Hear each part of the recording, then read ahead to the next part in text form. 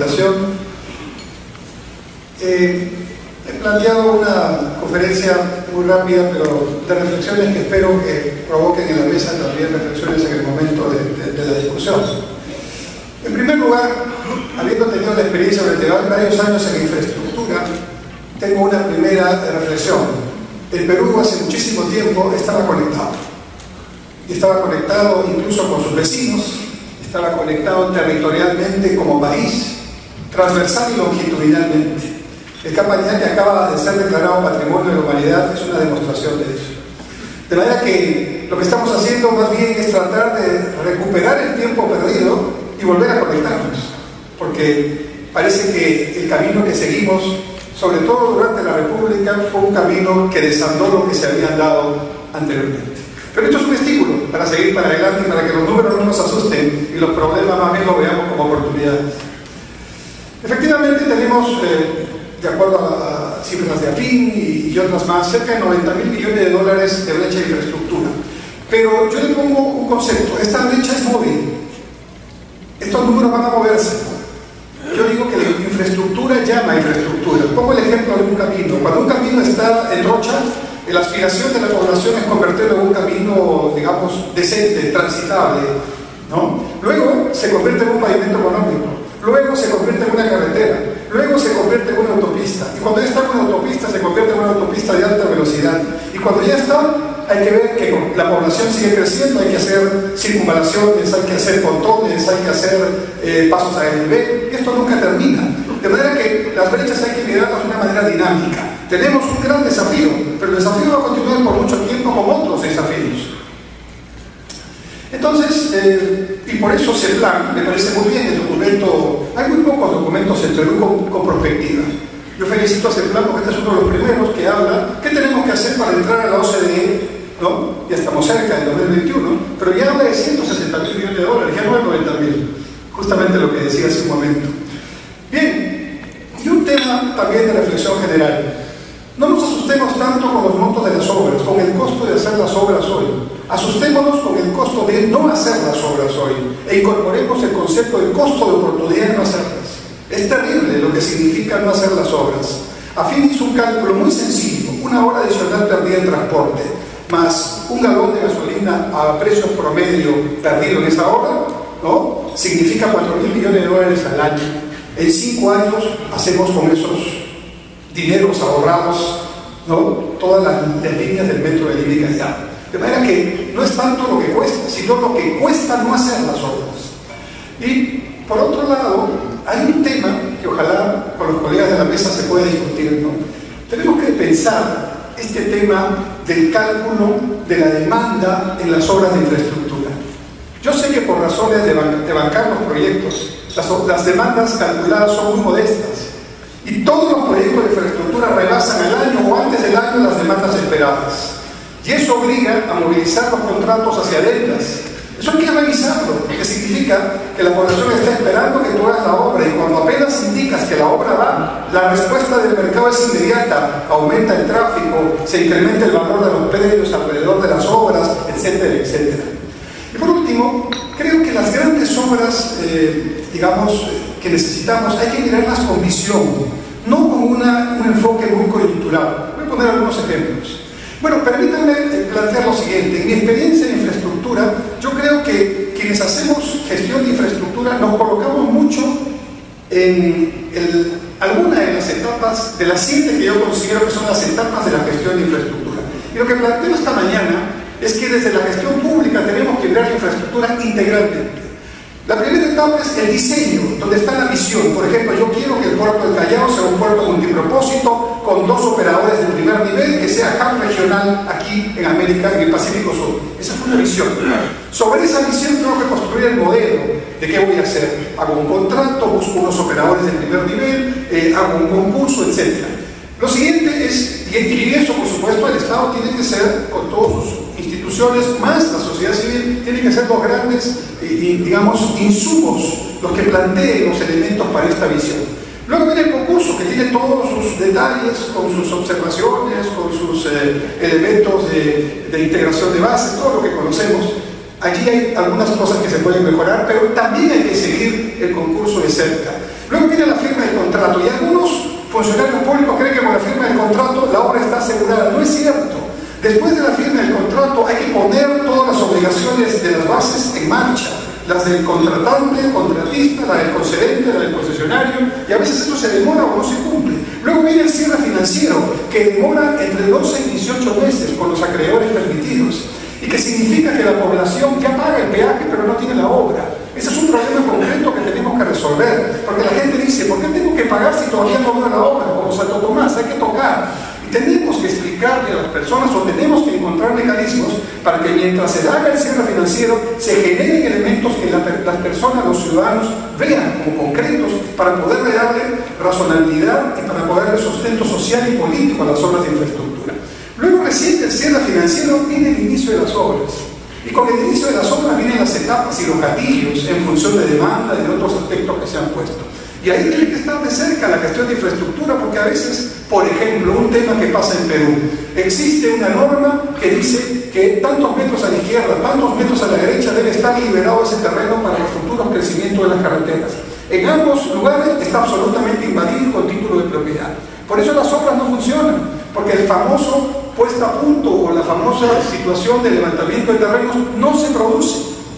Aeropuerto Internacional Jorge Chávez, carretera Panamericana, como son unos ejemplos pequeños de los muchos que se pueden poner. Y luego, cuando ya están las obras operando y se cumplen los procedimientos, vienen ya las etapas de mantenimiento y operación, y lo que estamos empezando a ver en Perú, que es la segunda generación de las concesiones. Es decir, se acabó el primer periodo de las concesiones, el Estado tiene que decidir la renueva, no la renueva, con qué criterios, en este contexto, cómo trabajamos eso. Y ahí no termina el tema. Ahí lo que hay que hacer, y sigue la gestión de infraestructura, es mirar cómo esta infraestructura se complementa con otras, con una visión de desarrollo. Eso es lo que planteo. A veces, cuando hacemos gestión pública, nos enfocamos solamente en alguno de estos aspectos y no seguimos la integralidad de la gestión que, a mi juicio, tiene estas etapas. Entonces, mirar la infraestructura con una visión de largo plazo y mirarla con un concepto de desarrollo es uno de los objetivos. Y esto implica hablar de políticas de Estado. En la reciente contienda municipal, que ustedes saben, estuve involucrado, yo traté de poner un tema de política de Estado en el transporte. La discusión era corredor azul, corredor otro de otro color, metropolitano versus corredor azul. No, la decisión debe ser qué cosa es lo que tenemos que hacer en el transporte, como un sistema, donde la base tiene que ser el metro de Lima y Callao, y todos debemos trabajar alrededor de eso, no importa quién lo hizo, no importa quién lo hará. Entonces el metropolitano, el corredor azul, los taxis, los trenes de cercanía forman parte de ese sistema. Eso es lo que hay que aprender. Por eso yo decía que en política también hay que ponerle docencia a la política para explicarlo.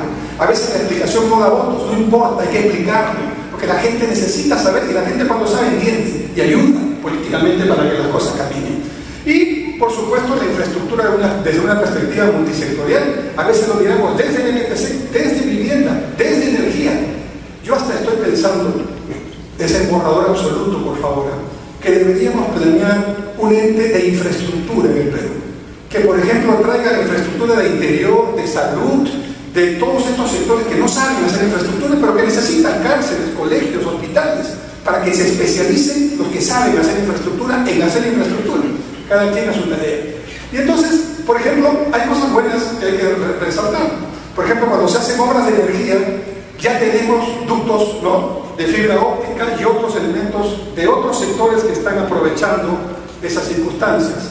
Creo que con ese criterio hay que manejar, por ejemplo, el metro y el metropolitano, para que se hagan intercambiadores, estaciones que necesitaremos en 20 años, pero que hoy las podemos construir ahorrando tiempo y dinero. Infraestructura y desarrollo regional, hay que empezar a mirar hubs no logísticos, puertos, aeropuertos, pero mirarlos en conjunto. El mejor ejemplo que puedo tener es el eje multimodal Irsa Norte, o del norte del Perú más bien. Ya tenemos el puerto de Paita concesionado, muy bien, ya están las primeras obras caminando. Ya tenemos la carretera interoceánica norte, casi 1000 kilómetros concesionada, muy bien. Ya tenemos el puerto de Nueva Reforma a 10 kilómetros de Yurimaguas concesionado, muy bien. Pero hasta el momento, cuando esté completado todo este conjunto de obras, solo vamos a tener movimiento de Yurimaguas a Paita y de Paita a Yurimaguas. Tenemos que incorporar las hidrovías, que están ahora en concurso.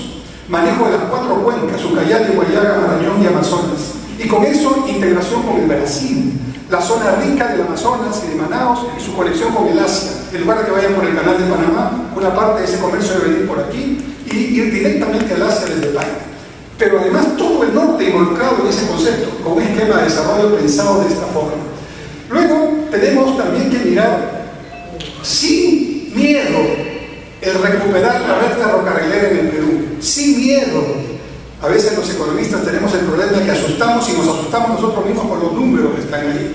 Pero si buscamos el costo de oportunidad, necesitamos caminar fuertemente en recuperar lo que el Perú tuvo alguna vez en red ferrocarrilera, por ambiental, por económico y por periodo de duración. 100 años tenemos en cada ferrocarril que está caminando como vida útil. 100 años versus 10 años de una carretera. No sé quién fue el que dijo en Perú que las carreteras son mejores que los ferrocarriles. Se equivocó. Tenemos que recuperar ese camino. Y felizmente se están haciendo planteamientos que parecen sueños, pero que tienen que convertirse en realidades. Y, por supuesto, tratar de que la infraestructura vaya con el medio ambiente. ¿Por qué pelearnos en este tema? ¿Por qué perder? Yo un pequeño aporte. No hablemos de permisología, porque eso significa el tratado de los permisos. Hablemos de permisomanía, ¿no? Que significa hacer de los permisos una manía para evitar que avancen los proyectos. Permisomanía. Muy bien. Entonces, medio ambiente y cultura, sí, pero apoyando el proceso. El mejor ejemplo, en la isla norte, la cordillera Escalera. Una carretera que pasa por el borde de una zona de ecosistemas impresionantes, únicos en el mundo. No se ha parado la carretera.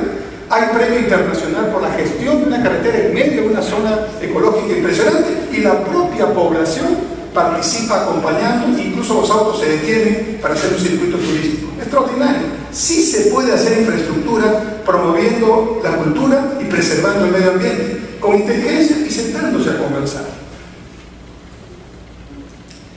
Es necesario entonces hacer cambios en la legislación.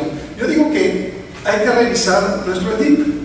No hay que eliminarlo de ninguna manera, hay que revisarlo. Yo creo que el SNIP para grandes proyectos tiene que revisarse. Yo entiendo el trabajo que se hace en el MEF, pero cuando se hace un megaproyecto, hasta los más pequeños postores que participen presentan toneladas de planos y de proyectos, e incluso se les piden mejoras técnicas. Y desde ese punto de vista, creo que la parte de la evaluación técnica de un megaproyecto no es que esté de más, pero eso debería concentrarse en los pequeños, medianos, en las regiones que necesitan apoyo. Pero los megaproyectos deberían avanzar de una manera mucho más rápida, no porque se les quiere exonerar, sino porque ya se hizo tremendo esfuerzo técnico para acompañarlos y, por supuesto, eso es algo que debe cambiar. El factor alfa en la metodología del SNIP. El factor alfa, le llamo yo a este componente discrecional donde se incorporan los factores sociales. Quiero contarles rapidísimo. Me costó mucho tiempo dentro del propio Ministerio de Transportes convencer al jefe del SNIP del Ministerio que la carretera Quino a San Francisco era importante. Yo hago una encuesta en este momento y estoy seguro que ustedes levantan la mano todos a favor de la carretera Quino a San Francisco. Una carretera que está en el corazón del Brain, que la rompe en el centro de la energía, en todo el camino a los narcotraficantes y a los que están todavía ahí haciendo terrorismo. Eso significa, no queda duda, un elemento significativamente importante para el Perú y para su paz y para su desarrollo. Sin embargo, no entraba en los criterios del SNIP porque la demanda no funcionaba ahí. Entonces, hay que ponerle a ese criterio alfa, que es de otros factores, una ponderación más precisa. Si yo voy a generar paz, si yo voy a generar desarrollo, si yo voy a romper esta lacra del narcotráfico y del terrorismo, ¿tiene o no valor para hacer una obra? Claro que la tiene. Bueno, el SNIP debería responder de manera más rápida a esos criterios, ¿no? Y, por supuesto, cambios en la normatividad de control. El control está hecho para encontrar problemas. El control tiene que manejarse concurrentemente, como lo hace el sector privado, para que las equivocaciones no se produzcan, pero también para generar un proceso más acelerado y de mayor valentía en los funcionarios públicos, que a veces no hacen las cosas porque se mueren de miedo que luego venga la Contraloría a fastidiarnos, como ocurre, ¿no? Luego, la regulación, que es relativamente nueva en nuestro país, creo que necesita mirarse con un criterio un poco más técnico y en el siguiente sentido: el regulador es el regulador, no es el ente técnico que maneja las políticas de Estado. Y a veces el regulador quiere corregir al ente técnico, y ahí se producen discusiones, papeles que van y vienen, y pérdida de tiempo. El regulador es el que vigila el cumplimiento de los contratos de concesión, y el que hace las políticas es el ministro con sus equipos, y eso debemos aprender. Y por supuesto, yo quiero destacar este tema. En grandes proyectos, el tren eléctrico línea 1 se hizo como se hizo porque recurrimos a un concurso oferta a precios unitarios. Invento, no, es el modelo que usa el sector privado. Díganme una cosa, ¿acaso no puede el sector público aprender la buena práctica del sector privado? Claro que sí, pero hay que mejorar la norma. Tuvimos que sacar un decreto legislativo para hacerlo, y hoy día es un caso único no repetido. La línea 2 se ha demorado lo que se está demorando porque decidieron hacerlo de otra forma. Yo espero que la 3 y la 4 lo hagan así. No importa quién lo haya hecho primero, que se haga. Los ciudadanos necesitamos obras. Y hay que pensar en el futuro, ¿no? Y aquí destaco este clásico Juan Bautista C. que decía: la oferta crea su propia demanda. No tengo ninguna duda, la oferta de infraestructura crea su propia demanda. Si no, la red de ferrocarriles en los Estados Unidos se hubiera podido hacer con Steel, no creo, ¿no? ¿Qué hubiera pasado en el Perú del siglo XX sin la central hidroeléctrica de Mantaro? ¿Saben todo lo que le decían a Antunes de Mayor por hacer esa obra en ese tiempo? Bueno, para empezar, no hubiera pasado el destino. Y segundo, se hubiera dicho, bueno, ¿cuándo tendremos la demanda energética en el año no sé cuántos? Ahí lo haremos. No, hay que adelantarlos. Este es un criterio que debemos verlo técnicamente, pero también un criterio sensato, político y de lógica. ¿Cuál sería el tráfico de hoy, que ya es caótico en la ciudad, sin la vía expresa? Y recuerdan, yo conversaba con Bedoya y todas las críticas que tuvo por hacer el Salcón ahí, donde lo hizo en un tiempo en que de repente no parecía necesario. Entonces todas las obras deben ser pensadas en los próximos 50 o 100 años. Así tenemos que trabajar, y de manera interconectada. Y lo barato sale caro. El costo de no hacer la obra hoy, ya lo hablamos, los ahorros mal entendidos, una gambeta donde pasan unos camiones con no sé cuántas toneladas, con un pavimento que en poco tiempo va a terminar con otra obra necesariamente de rehabilitación. ¿Por qué no hicimos el pavimento correcto o el concreto que eso necesita? Por ahorros mal entendidos. Guardavías rígidos. Un guardavías rígido hace que la gente choque y se muera, por lo menos un accidente fatal. Un guardavías flexible te salva la vida. La norma dice: pónganse guardavías flexibles. Los ingenieros lo sacan del proyecto porque ahorra. ¿Qué ahorro es ese? ¿No? Hemos ahorrado, ¿no?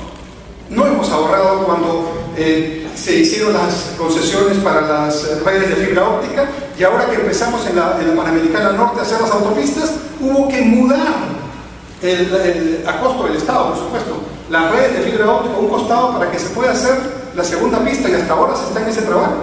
Le costó al Estado hacer eso. ¿Por qué no pusieron un ducto de fibra óptica obligatorio cuando se hacía la carretera? Por ahorro. Esos ahorros hay que sacarlos, no son ahorros, nos cuestan más dinero a todos los peruanos. ¿Por qué no pensar en carreteras de 3 carriles desde ahora? Y ferrocarriles o trenes de mayor tamaño desde ahora. ¿Por qué tener esa visión tan tímida y tan pequeña por el cálculo sin la visión de largo plazo, ¿no? Y retaseo de los costos de los estudios. Muchos de los problemas que tenemos son por malos estudios. Y los malos estudios son en buena parte porque pagamos muy poco por los estudios, por ahorrar. Ese ahorro no sirve para nada. Es mi experiencia y es mi convicción, ¿no? Y bueno, este famoso tema que en esta campaña municipal aprendí, ¿por qué se basa el asunto de las reformas del transporte así llamados en corredores alimentadores o en corredores segregados? Por ahorro. ¿Qué ahorro es ese? Cuando en toda ciudad del mundo que ya tiene experiencia en transporte público, los metros son los estructuradores porque llevan la mayor cantidad de gente, porque son la inversión mayor y porque además el sótano se hace primero que el segundo piso, en toda circunstancia, ¿no? Bueno, por supuesto no voy a hablar de esto porque uno de los expositores va, pero creo que efectivamente hay que ponerle toda la imaginación, todo el esfuerzo ahora por impuestos, APPs, AIPs, y buscar un concepto que en mi experiencia es el clave. El que hace esto tiene que tener el arte de equilibrar los riesgos. Ese es el factor clave. ¿Cuál es el riesgo del Estado? ¿Cuál es el riesgo del privado? A veces no se equilibra bien este asunto, no se balancea, y eso genera problemas posteriores. Ese es el arte de los que concesionan. Tienen que trabajar sobre las experiencias, en muchos casos, ¿no?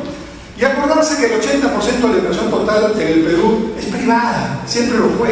Y con el 20% de inversión pública no la hacemos, ¿no? Considerando la hipótesis nula, de que solo tuviéramos inversión pública, nos demoraríamos 50 años solo para esta brecha que hemos puesto al principio de la exposición. Eso no puede ser. De manera que hay que trabajar de manera mucho más abierta para promover la inversión privada. Yo creo que el funcionario público y el ministro de este tiempo tiene que dedicarse la mitad de su tiempo a generar buenas acciones con la inversión pública y la otra mitad de su tiempo a facilitarle la vida, así subrayado, al sector privado.